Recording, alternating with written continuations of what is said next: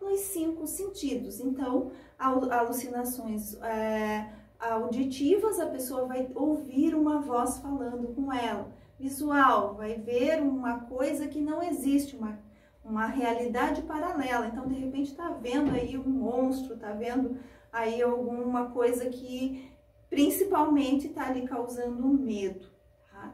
Então, as alucinações, elas são muito clássicas das drogas estimulantes. E a pessoa também pode ter convulsão, tá? Ela pode entrar num processo convulsivo pelo uso de drogas.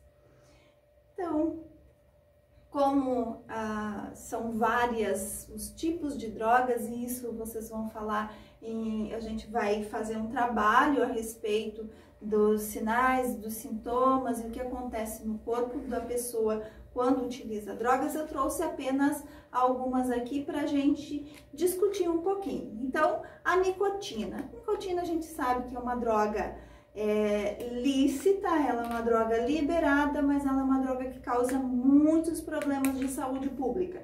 Então, ela causa infarto, ela causa acidente vascular cerebral, ela causa asma, bronquite, bronquite crônica, DPOC, doença pulmonar obstrutiva crônica e diversos tipos de câncer, né? Câncer de pulmão, câncer de lábio, muito feio, um câncer de boca, de pessoas que são fumantes. E os fumantes passivos, aí fica uma interrogação, como os fumantes passivos estão sujeitos a todos os danos do cigarro? Então, até uma campanha de prevenção ao não uso do cigarro, né? Está na própria carteira de cigarro, na parte de trás da carteira do cigarro, mostrando o quanto de mal que o cigarro faz. Então, ele causa ali nas fotinhos, tá, o infarto, né, o aborto, a morte, a gangrena. Então, o cigarro, ele entope as artérias, ele faz trombose, né? As crianças, né, quantas crianças sofrem em locais como fumantes passivos, né, na casa, e tendo aí problemas respiratórios sérios e que vão levar para a vida. Então, tudo isso é a causa do cigarro, né, o malefício do uso do cigarro. Agora eu passo para as drogas perturbadoras do sistema nervoso central.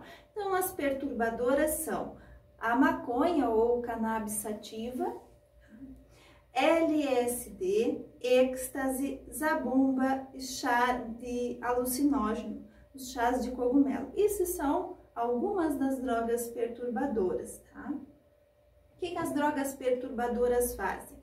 Elas causam no sistema nervoso central muitos prejuízos, e prejuízos a longo prazo. Então, a gente vai pensar em pessoas que estão utilizando, em especial cannabis sativa, vão fazer uma deteriorização do seu cérebro, elas vão ter dificuldade de memorização e de aprendizado a longo prazo.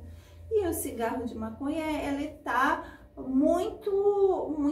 muito fácil da pessoa utilizar, e o adolescente está naquela situação em que precisa se firmar enquanto grupo, ele começa a utilizar o cigarro de maconha e daí começa a apresentar muitos problemas até na sua concentração dentro da sala de aula. Ela causa muitos prejuízos de memorização, de aprendizado. A pessoa começa a ter uma síndrome amotivacional. Então, para tudo ela precisa do cigarro de maconha para fazer alguma coisa. Então, ela não tem vontade própria, né? Então, ela tem uma desmotivação. Ela vai, no momento que está utilizando a droga, ela vai ter uma sensação de relaxamento. Mas essa sensação de relaxamento passa e depois, pela falta da droga, ela vai ter um processo ansioso procurando pela droga.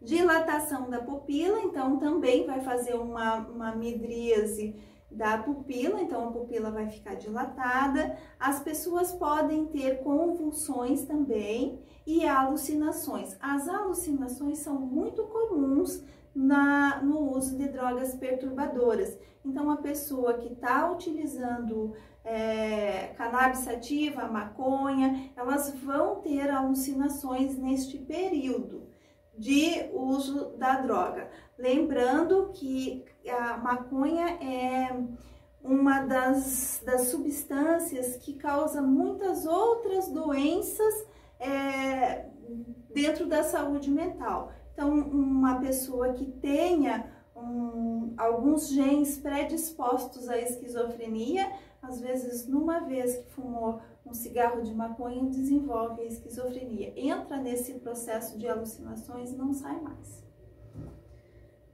Agora, as ações tóxicas no organismo. Ansiedade aumentada pela falta da droga, alterações na percepção do tempo e espaço, então ela vai ter uma sensação de que o tempo passou mais rápido, ou que o tempo passou mais devagar, ou então que o local onde está, ela às vezes se perde um pouco no local.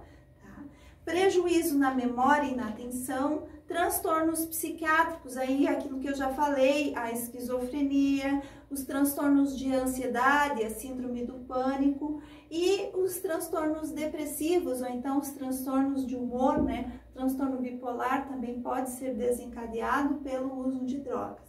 Delírios e alucinações, disfunção no sistema imunológico, então a pessoa fica mais susceptível a pegar doenças virais, né, gripes, pneumonias virais, problemas, porque ela começa, a sua imunidade fica muito baixa no uso de drogas perturbadoras.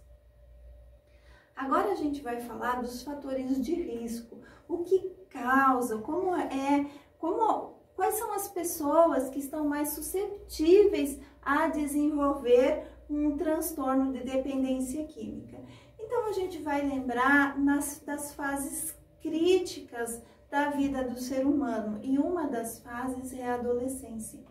Na adolescência, são muitos desafios que esta pessoa passa e de repente ela está vivendo uma insegurança, ela está insatisfeita com a vida, apresenta sintomas depressivos e sintomas ansiosos também, e muitas vezes por curiosidade os amigos mostram, oferecem e a pessoa cai no uso e depois para sair é muito difícil. Então, pais que fazem uso de drogas também é fator de risco. Quando um pai e uma mãe utiliza droga, ela não consegue dizer para o filho, não usa que faz mal. A gente e as crianças, os adolescentes, vê os adultos, os pais, como espelhos. Então, ele vai fazer o que o seu familiar está fazendo. Pais que sofrem de doenças mentais, então, de repente, os pais muito ansiosos, ou então transtorno de humor, ou então esquizofrenia, isso tudo vai causar uma insegurança na pessoa, no adolescente, e pode desenvolver o uso de drogas para superar esses traumas. Pais excessivamente autoritários e baixo desempenho escolar. Então, às vezes, o adolescente está passando por uma crise grande na família e aí chega um colega e oferece e ele usa e acaba se tornando um dependente químico. Mais fatores de exclusão, mais fatores de risco, a exclusão social, falta de vínculos saudáveis. Então, os pais devem observar os amigos do filho, quem são eles e como eles vivem. Quando a gente pensa em vínculos saudáveis, vão ser vínculos de pessoas que não utilizam drogas. Envolvimento em atividades ilícitas. Então, ali é cultural, né? Aquela sociedade está vinculada a esses processos. Então, se a gente for pensar numa sociedade muito marginalizada, um bairro com muito contato com a droga, é um fator de risco para o adolescente. Amigos usuários de drogas. Então, o adolescente que tem um amigo que está utilizando, então ele pode, de repente, usar com esse amigo. Pressão social para o consumo. Então, conforme a sociedade, então essa é uma sociedade marginalizada, onde tenha muita droga, a sociedade, os próprios amigos fazem essa pressão para esse adolescente usar, para esta pessoa usar. Falta de oportunidade de trabalho e lazer. Então, a pessoa que está muito ociosa também corre um grande risco de ser um usuário de drogas. Falta de regras claras. Então, o adolescente em especial, mas todas as pessoas precisam viver através de regras para que consiga organizar a sua vida.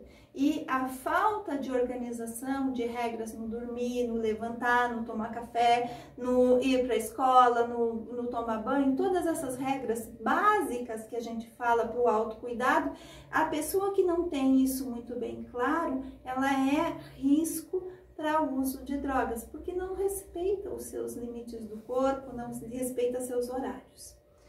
Agora a gente vai falar de fatores de proteção. Então, quais são, né? Habilidades sociais de resolução de problemas. Então, uma pessoa que consegue resolver bem seus problemas, ela está um pouco mais protegida para o uso de drogas. Valores pessoais, tudo que ela aprendeu dos pais, da família, eles são muito importantes para proteger a pessoa do uso. Autoestima, então a pessoa que tem uma autoestima elevada, que consegue se conhecer, que se aceita como é, também está mais protegido. Pais envolvidos, os pais que conversam com os filhos, que estão junto, que discutem seus problemas, isso protege a essa pessoa. Regras e condutas claras na família, é aquilo que eu falei de fator, né, de risco, é quando não tem regras claras, quando tem tudo regra clara, certa, horário de dormir, horário de levantar, isso é protetor. Projetos de vida, então a pessoa faz projetos para a sua vida, eu quero ser um médico, então eu vou estudar, eu vou me dedicar a isso, e daí não tem espaço para aqueles pensamentos e aquelas coisas erradas e essas influências que vêm da sociedade. Bom desempenho escolar, o adolescente que está tudo bem dentro da escola, que está se sentindo bem, está se sentindo acolhido, que seus desafios são superados, ele está mais protegido do uso de drogas. Vínculos afetivos saudáveis. Então, quando eu tenho amigos que não utilizam drogas, eu estou mais protegido. Realização pessoal. Eu me identifico como eu sou, eu estou conseguindo superar meus desafios e eu estou crescendo e evoluindo. Isso é realização pessoal. Descoberta de talentos pessoais. Respeito às leis. Pessoa que respeita todas as leis também está mais protegido, porque sabe que as drogas são proibidas, então não vai desrespeitar as leis. Oportunidade de trabalho e de lazer. Pessoa que está trabalhando, que está se divertindo de forma saudável, também não pensa no usar a droga. Informações sobre drogas. A partir do momento que a pessoa conhece todas essas situações de drogas, sabe o mal que isso faz, ela também está mais protegida e não vai utilizar. Agora eu vou falar dos sinais de abuso de drogas. Então vão ser alterações do apetite, de repente a pessoa está utilizando a droga e esquece da alimentação, ou então não tem vontade de se alimentar. Necessidade inexplicável de dinheiro, ela precisa de dinheiro para comprar a droga. Queda do rendimento, ela está trabalhando, mas ela não está conseguindo produzir, ela para porque precisa usar a droga. Atraso ou faltas.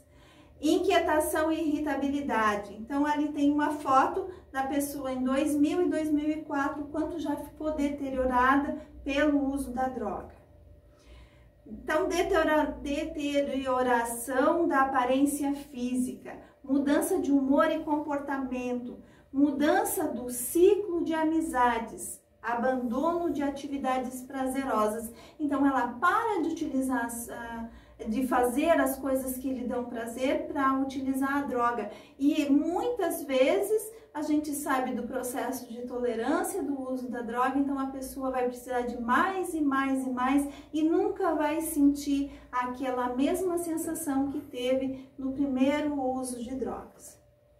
Agora a gente vai falar de estratégias de prevenção. Como vai fazer a prevenção do uso, do não uso, né?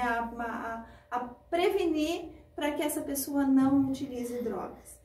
Então, incentivar a realizar atividades culturais, educativas, esportivas e recreativas.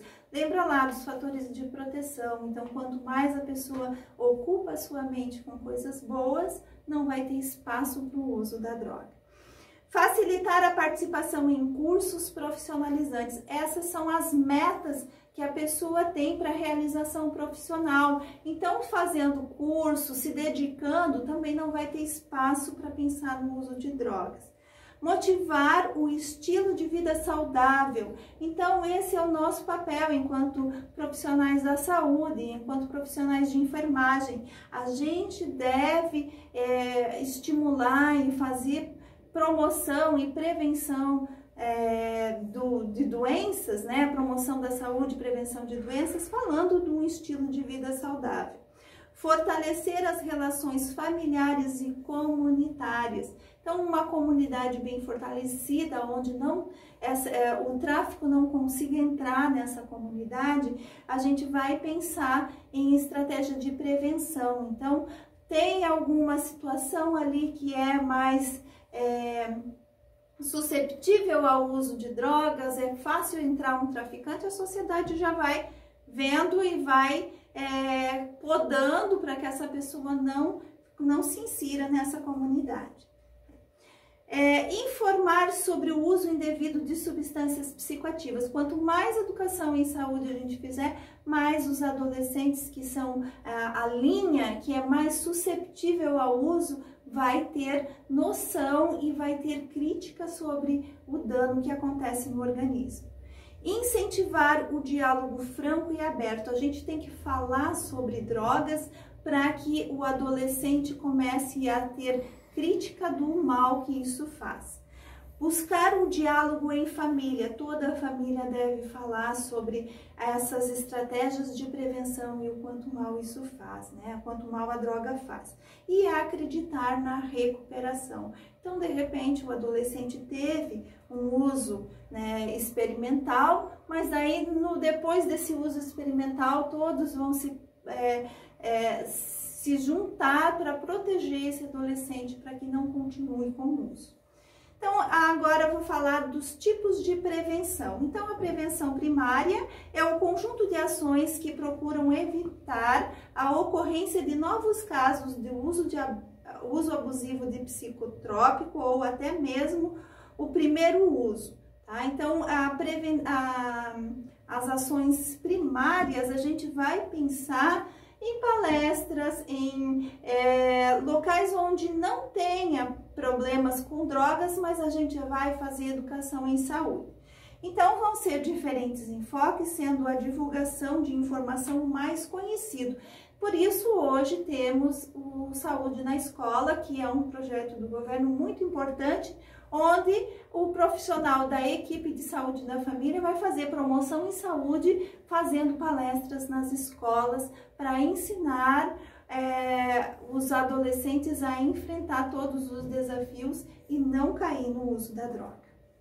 Agora, a prevenção secundária é quando já tem alguma situação que está ocorrendo nessa sociedade. Então, é o conjunto de ações que procuram evitar a ocorrência de complicações para as pessoas que fazem uso ocasional de drogas e que apresentem um nível relativamente baixo de problemas. Então, as ações secundárias vão ser aquelas ações que a gente faz para aquele grupo específico que está utilizando droga, mas que está tendo baixos problemas. Tais ações buscam sensibilizar a pessoa a respeito dos riscos, favorecendo a mudança de comportamento através do aprendizado de novas atitudes e escolhas mais certas. E aí, as situações de prevenção terciária, que são um conjunto de ações a partir de um problema existente. Então, procura evitar prejuízos adicionais ou integrar à sociedade os indivíduos com problemas sérios. Então, aquele dependente sério, né, aquele dependente grave de uso de drogas, a gente vai fazer com que ele saia daquilo, com que ele mude seu jeito, né? Então, também busca melhorar a qualidade de vida de usuários junto à família. A gente sabe que a dependência química, ela causa danos graves para a família também. Então, a gente já tem que fazer um trabalho para que essa família o acolha novamente. E ao trabalho à comunidade ao trabalho à comunidade de forma geral. Então, a gente vai fazer tanto um trabalho com a família quanto a comunidade, para que essa consiga ser novamente inserida em sociedade. E nas ações de prevenção terciária, a gente vai pensar em casos de emergência ali, uma pessoa que já é usuária há muito tempo, que faz um processo de abstinência, que precisa fazer uma desintoxicação, ou então essa pessoa que entra num processo de overdose, ou um processo depressivo por falta da droga. Então, a pessoa que está sem usar a droga nesse momento de abstinência, ela entra num processo depressivo e pode tentar o suicídio. Então, aí a gente vai pensar nesse tipo de pessoa que precisa ser encaminhada para tratamento. Então, a atuação da enfermagem no acolhimento dos usuários de substâncias psicoativas. Como eu vou me portar enquanto profissional da enfermagem para fazer esse cuidado? Então, não confronte de forma agressiva. A gente sabe do dano que faz a droga, mas você não pode ficar muito rígido no conversar com essa pessoa, porque senão ela vai se afastar de você. Procure não julgar. Essa é uma das funções muito importantes da enfermagem, de saúde mental, porque a gente vê muitos casos que a gente sabe que foi ele que provocou tudo aquilo, mas a gente não pode julgar a situação. Seja empático, se coloca no lugar da vítima, acolha e escute, expresse a sua preocupação com ela. A gente vai fazendo o acolhimento e vai trazendo essa pessoa para perto de nós. Proponha uma lista de prós e contra. Então, quando vai conversar sobre a droga, você vai mostrar, eu sei que a sensação é boa, mas o dano é bem maior. Incentive buscar tratamento. Buscar tratamento, auxilie na busca e encaminhamento para a avaliação psicológica ou psiquiátrica. Então, ela precisa ter esse apoio para fazer o tratamento, para fazer uma avaliação dentro da saúde mental. Por que as pessoas resistem ao tratamento? Isso é uma questão assim bastante que a gente tem que entender, que quanto mais a gente trabalha, mais a gente vê situações de banalização do uso das drogas. Então, as pessoas não acreditam muito que a droga faz mal, porque tem uma mídia que está aí falando que a droga faz bem, né? Mas esse é o nosso papel. Então, a gente vai ter que entender que as pessoas resistem ao tratamento porque acham que banalizam, né, o uso da droga. Dificuldade de assumir que precisa da ajuda. Então, a pessoa que é dependente químico, ela não consegue admitir que aquilo está fazendo mal. O estigma social. Então, a pessoa, ela mesma tem vergonha do que ela está passando e não consegue enfrentar suas dificuldades. E aí vem a vergonha, a culpa, a raiva, o medo e a desesperança. Então, por tudo isso, as pessoas resistem ao tratamento. Mas a gente tem que pensar em redes de apoio. Então, onde se faz os acolhimentos para tratar pessoas com problemas com dependência química. Então, a estratégia saúde da família é um grande local, um local muito protegido, né, onde se faz muita promoção e prevenção. Então, a estratégia de saúde da família é a primeira porta quando uma pessoa com problemas de uso de drogas deve procurar, e você vai estar lá para atendê-lo, para recebê-lo. Então, haja com acolhimento, sendo empático, não julgue. Também tem os casos graves, os casos de dependência grave, ali a prevenção terciária, o CAPS-AD, onde a pessoa precisa fazer o seu acompanhamento para conseguir se reinserir na sociedade. O CRAS, que são os Centros de Referência de Assistência Social, também dão um grande suporte. Os grupos de ajuda mútua e os alcoólicos anônimos e os narcóticos anônimos. Todos esses são órgãos que estão aí prontos para receber pessoas usuárias de drogas, para que ela consiga superar essas situações e viva sua vida em plenitude. Então é isso, muito obrigada.